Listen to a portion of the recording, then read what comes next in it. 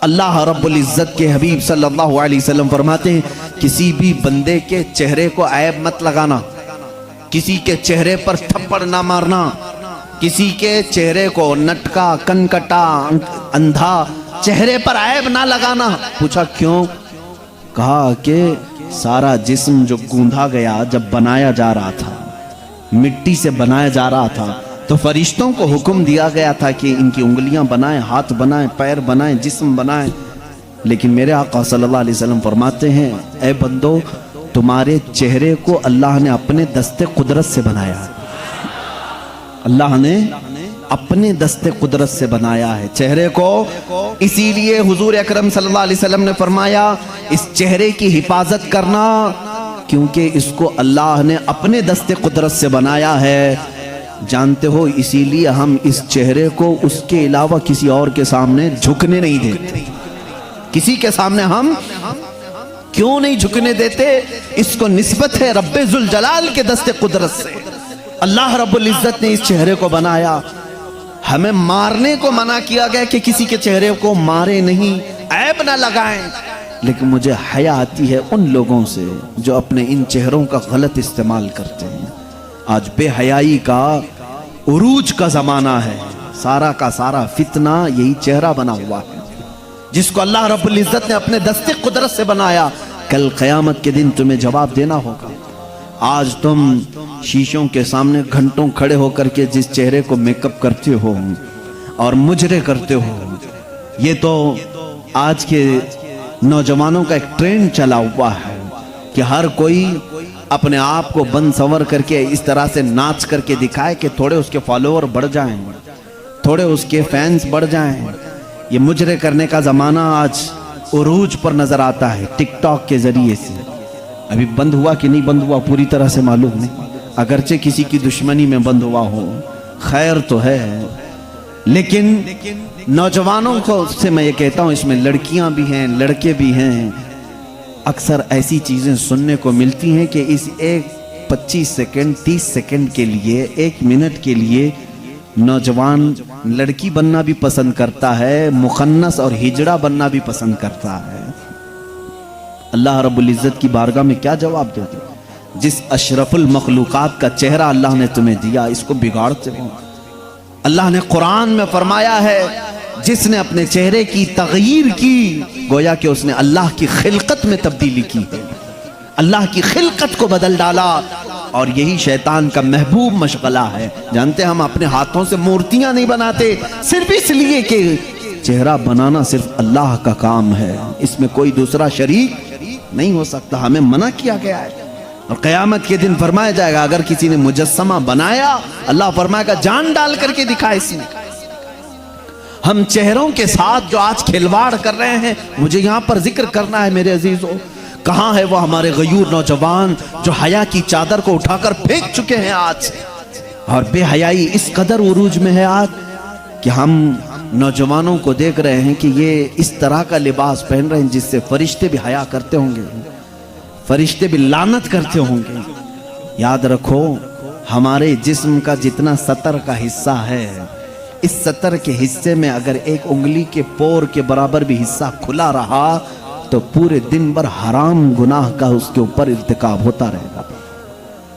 حرام کاری کی سزا اور حرام کاری کی وعید پورے دن اس پر ہوتی رہی، اور جتنے لوگ اس کی طرف نظر کریں گے ان کو بھی گناہ ہوگا۔ کیسے گناہ میں مبتلا ہو گئے کہ خود بھی اپنے سطر کی بے ستری کی اور دوسروں کو بھی ان گناہوں میں مبتلا کر دیا۔ حضور اکرم صلی اللہ تعالی علیہ وسلم فرماتے ہیں قیامت کے دن اگر انسان کو اس کے باڈی میں سے کوئی چیز جہنم میں لے جاتی ہے تو وہ دو ہی چیزیں ہیں جو اسے دوزخ میں لے جاتی ہیں سب سے زیادہ۔ صحابہ نے پوچھا یا رسول اللہ صلی اللہ علیہ وسلم وہ کون سی دو چیزیں ہیں؟ حضور فرماتے ہیں ایک دو جبڑوں کے بیچ میں ہے یہ زبان، اور ایک دو رانوں کے بیچ میں ہے شرمگاہ۔ یہ دو چیزیں ایسی ہیں جو اکثر انسانوں کو جہنم میں لے کر چلی جاتی ہیں، جہنم میں لے کر چلی جاتی ہیں۔ اور اللہ کے نبی صلی اللہ علیہ وسلم نے فرمایا جس نے ان دو چیزوں کی حفاظت کی ذمہ داری لے لی میں اس کی جنت میں لے جانے کی ضمانت دیتا ہوں۔ میں اس کی جنت میں لے جانے کی ضمانت دیتا ہوں۔ اے نوجوانوں، ان دو چیزوں کی حفاظت کر لو آج، اپنی آنکھوں اور زبان کی ساتھ میں، اور ساتھ ہی اپنی شرمگاہ کی حفاظت۔ قیامت کا ایک منظر یہ بھی بتایا گیا کہ میدان محشر میں سارے لوگ کھڑے ہوں گے اور کچھ لوگوں کو فرشتے مجرم بنا کر لا رہے ہوں گے، لیکن کس حالت میں معلوم؟ وہ پورے ننگے ہوں گے، پورے بے لباس ہوں گے، اور فرشتے لوہے کی سلاخوں کو آگ میں تپا کر کے ان کی شرمگاہوں پہ مار رہے ہوں گے، جس سے جلنے کی خطرناک بدبو آ رہی ہوگی، اور ان کی شرمگاہوں کو مارا جا رہا ہوگا۔ اس میں عورتیں بھی ہوگی، مرد بھی ہوں گی۔ ان کی شرمگاہیں جیسی جلتی ہوں گی، خطرناک قسم کا پیپ وہاں سے نکل رہا ہوگا۔ پورے محشر والے ان کی اس سزا کو دیکھ کر کے دہل جائیں گے، میدان محشر ہل جائے گا۔ آخر یہ کون لوگ ہیں؟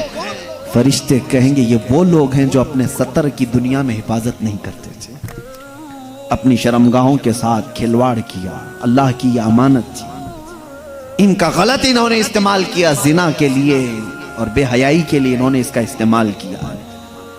اس بات پر ہزاروں نہیں لاکھوں لوگ دوزخ میں جا رہے ہوں گے۔ آج دنیا پوری کے پوری ایڑی چوٹی کا زور لگا چکی ہے امت مصطفیٰ کے نوجوانوں کو بے حیا بنا دیا جائے، ہماری بچیوں کو بے آبرو کر دیا جائے۔ اسی لیے جانتے ہیں آپ، آج کے دور میں پہلے سے ان لوگوں نے بڑی کوششیں کی تھی عورتوں کو ننگا کرنے کی، اسکرٹ پہنا کر کے، ہاف کپڑے پہنا کر کے، لیکن جب اپنے فیشن سے زیادہ متاثر نہیں کر سکے تو انہوں نے موبائل کو ہمارے سب کے ہاتھوں میں تھما کر، انٹرنیٹ ڈال کر اس میں کثیر قسم کی غلیظ ویب سائٹ بھر دی، ہر ایک کے ہاتھ میں اختیار دے دیا۔ رات کی تنہائی میں جب تو بیٹھے تو غلیظ قسم کی چیزیں دیکھ اور اپنی شرمگاہ سے کھیل۔ آج اکثر نوجوانوں کا طبقہ اس میں ملوث ہے، اور کتنوں نے اپنے ہاتھوں سے اپنے جسموں کو برباد کر لیا ہے، تباہ کر لیا ہے۔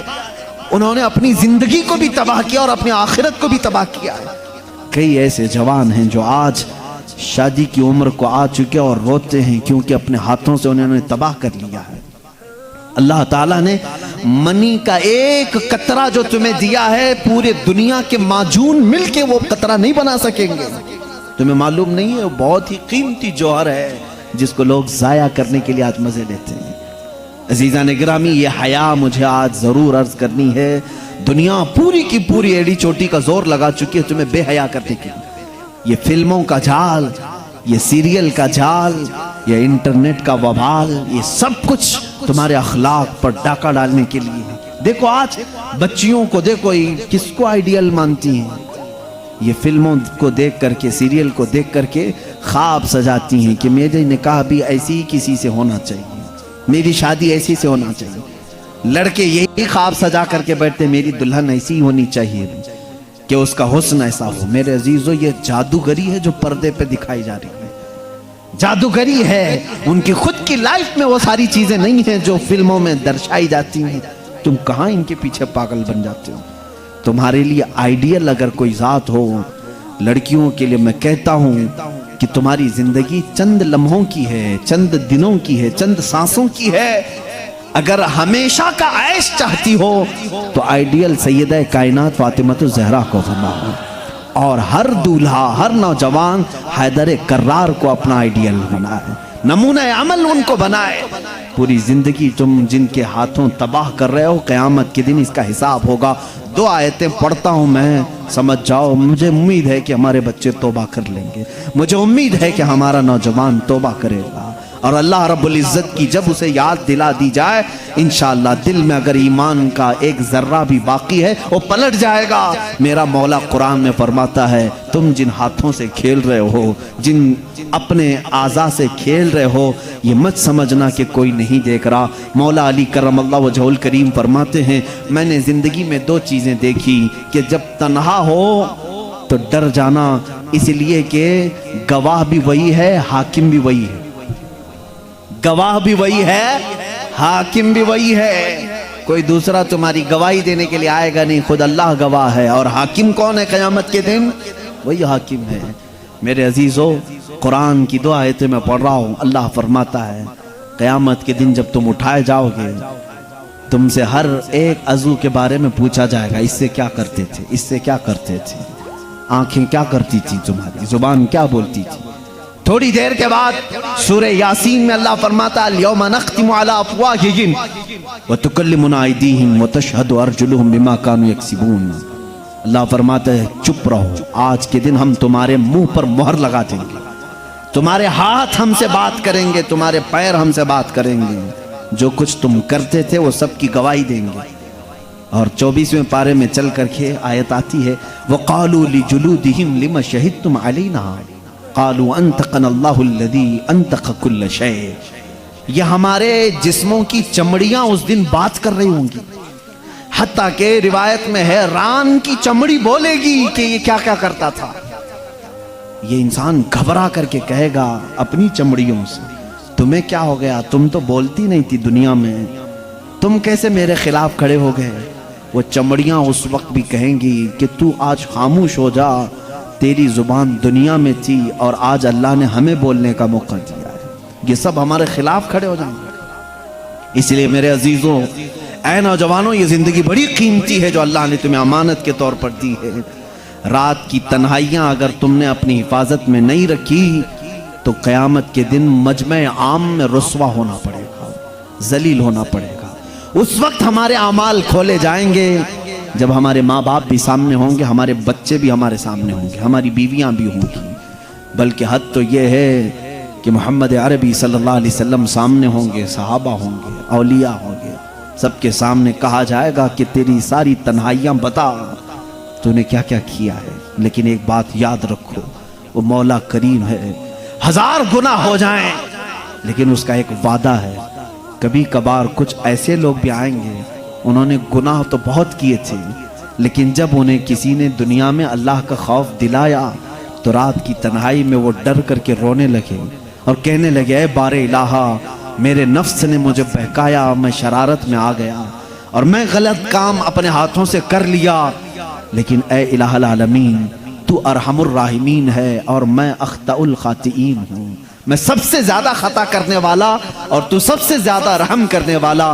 رب تعالیٰ فرماتا ہے قیامت کے دن وہ آئے گا، اس کے نامہ اعمال ہوں گے ہاتھ میں، لیکن یہ جتنے گناہ تھے وہ سب مٹا چکے ہوں گے، فرشتے ان سب پر پردہ ڈال چکے ہوں گے، اس میں سے ایک گناہ کا بھی تذکرہ وہاں پر نہیں ہوگا۔ کاش ہماری زندگی میں بھی ایسا ہو جائے، کاش ہماری زندگی میں ایسا ہو جائے۔ خطائیں ہوئی ہیں لیکن توبہ کر لو، میرا مولا وعدہ کرتا ہے کہ ہم سب کو چھپا دیں گے۔ یمحو اللہ ما یشاء ویثبت ما عنده ویثبت ما یشاء، اللہ جسے چاہے گا مٹا دے گا اور جتنا چاہے گا باقی رکھے گا۔ وعنده ام الکتاب، ساری کتاب کا اصل اسی کے پاس ہے، وہ جس کے گناہ چاہے گا مٹا دے گا۔